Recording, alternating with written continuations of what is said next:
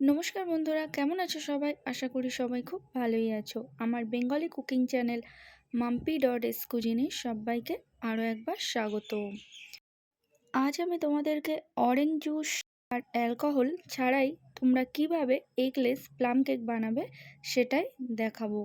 ভিডিওটা স্কিপ না করে শেষ পর্যন্ত দেখতে থাকো। চলো আজকের রেসিপিটা দেখে নেওয়া যাক। এখানে আমি একটা ছোট 10 টাকার মাজা নিয়েছি। মাজাটা প্রথমে আমি একটা পাত্রে ঢেলে নেব। এরপর আমি ড্রাই ফ্রুটসগুলোকে এর মধ্যে ভিজিয়ে দেব। প্রথমে আমি টুটি ফ্রুটিগুলো দিয়ে দিচ্ছি। এরপর দিয়ে দিচ্ছি কিশমিশ। এখানে কাজু বাদামগুলো আমি টুকরো করে নিয়েছি, কাজু বাদামগুলোও দিয়ে দিচ্ছি।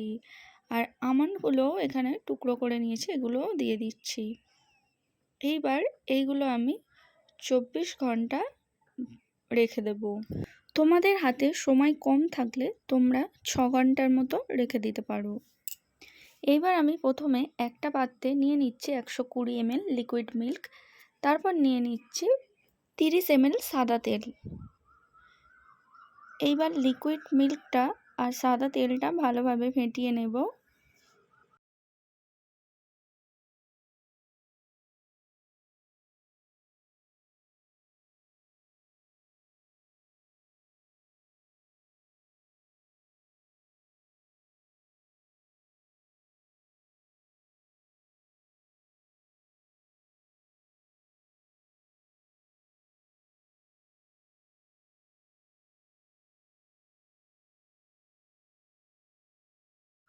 সাদা তেল আর লিকুইড মিল্কটা আমার এখানে ফেটিয়ে নেওয়া হয়ে গিয়েছে।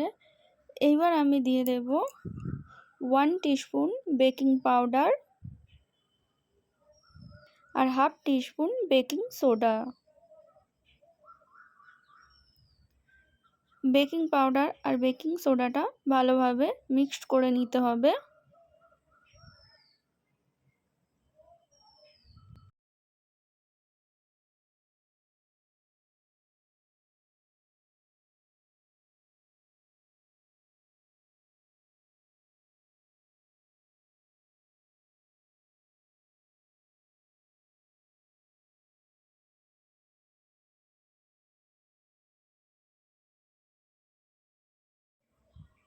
এইবার দিয়ে দিচ্ছি 60 ml চিনি। চিনিটা গুঁড়ো করে নিয়েছি। চিনিটা ভালোভাবে মিক্সড করে নিতে হবে।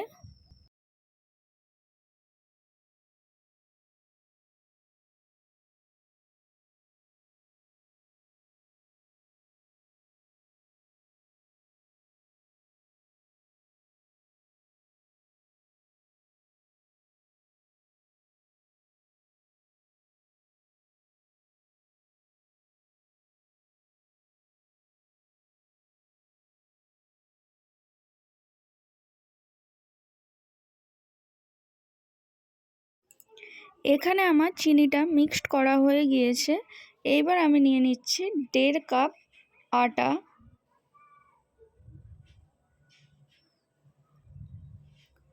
আটাটা প্রথমে আমি চেলে নেব।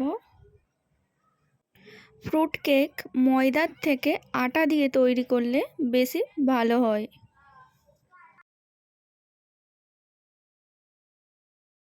এখানে আমার আটাটা চালা হয়ে গিয়েছে। এইবার আমি এটা ভালোভাবে মিক্সড করে নেব।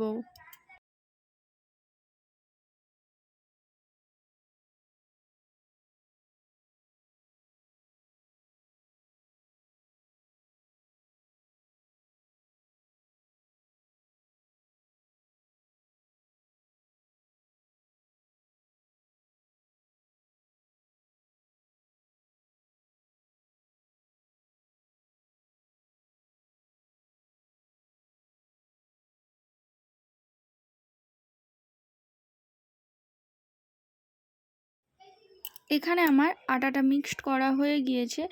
এইবার আমি যে ড্রাই ফ্রুটসগুলো ভিজিয়ে রেখেছিলাম সেটা এর মধ্যে দিয়ে দেব। ড্রাই ফ্রুটসগুলো কত সুন্দর ভিজেছে দেখতেই পাচ্ছ। এইবার ড্রাই ফ্রুটসগুলো এর মধ্যে দিয়ে দিচ্ছি। ড্রাই ফ্রুটসগুলো ভালোভাবে মিক্সড করে নিতে হবে।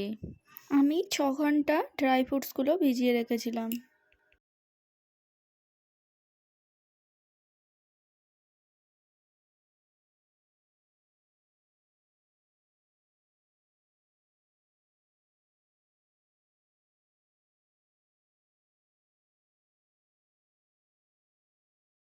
এখানে আমার ড্রাই ফ্রুটসগুলো মিক্সড করা হয়ে গিয়েছে। এইবার আমি এর মধ্যে দিয়ে দিচ্ছি কিছু মোরব্বার টুকরো। মোরব্বার টুকরোগুলো ভালো করে মিক্সড করে নেব।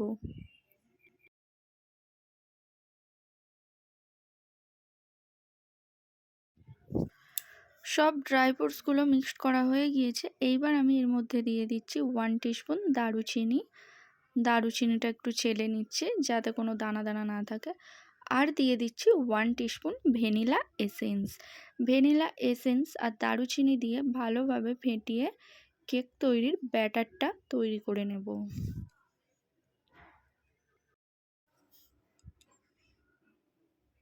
এখানে আমার কেক তৈরির ব্যাটারটা তৈরি হয়ে গেছে। এখন আমি প্লাম কেকের যে সুন্দর কালারটা আসে ক্যারামেল দিলে, সেই ক্যারামেলটা তৈরি করে নেব। এখানে আমি একটা কড়াই বসিয়ে নিয়েছি। এরপর কড়াইতে আমি 1/4 কাপ চিনি দিলাম।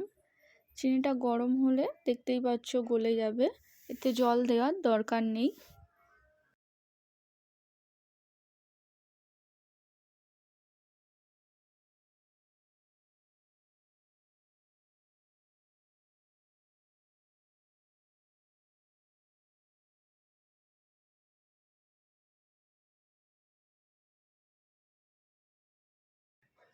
দেখতেই পাচ্ছ কত সুন্দর একটা কালার এসেছে।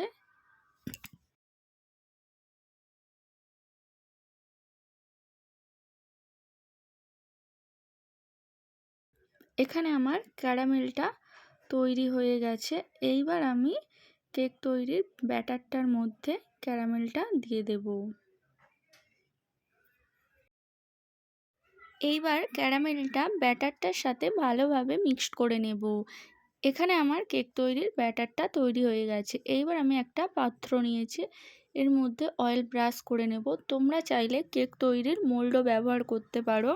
এইবার আমি একটা সাদা কাগজ মাপ করে কেটে নিয়েছি, এটা এর মধ্যে দিয়ে দিচ্ছে। তোমরা চাইলে অয়েল পেপার ব্যবহার করতে পারো, আর অয়েল পেপার না থাকলে এইরকম প্লেন সাদা কাগজ দিয়ে দিলেও হবে। এবার আমি কেক তৈরির ব্যাটারটা দিয়ে দিচ্ছি।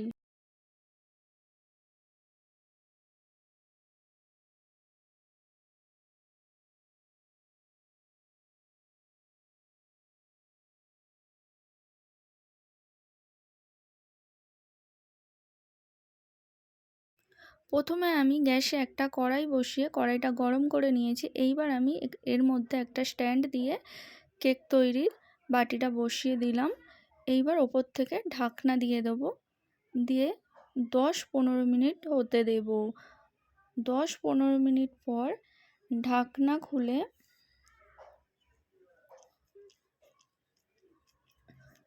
ওপর থেকে কিছু ড্রাই ফ্রুটস দিয়ে দেব। এইভাবে ড্রাই ফ্রুটসগুলো সাজিয়ে দেব ওপর থেকে।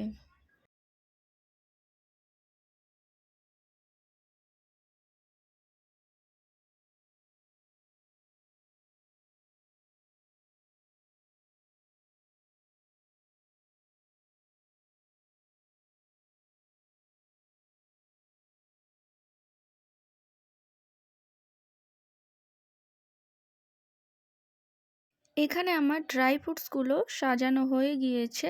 এইবার আমি একদম লো আঁচে ঢাকনা দিয়ে 45 মিনিট হতে দেব। 45 মিনিট পর ঢাকনা খুলে দেখতেই হবে। দেখতেই পাচ্ছ কত সুন্দর হয়েছে কেকটা। এবার আমি একটা টুথপিকের সাহায্যে দেখে নেব। দেখতেই পাচ্ছ টুথপিকের গায়ে লেগে যাচ্ছে না, মানে এখানে আমার কেকটা তৈরি হয়ে গেছে। এবার আমি এটা ঠান্ডা হলে একটা পাত্রে ঢেলে নেব। ফ্রেন্ডস, আমার ভিডিও যদি ভালো লেগে থাকে তাহলে প্লিজ লাইক, কমেন্ট আর শেয়ার করে অন্যকে দেখার সুযোগ করে দিও। আর যারা এখনও পর্যন্ত আমার চ্যানেলটাকে সাবস্ক্রাইব করনি, আমার ভিডিও যদি ভালো লেগে থাকে তাহলে আরও নতুন নতুন সহজ অনেক রেসিপি পেতে আমার চ্যানেলটাকে সাবস্ক্রাইব করে দিও। শেষ পর্যন্ত ভিডিওটা দেখার জন্য, আমার সাথে থাকার জন্য অনেক ধন্যবাদ।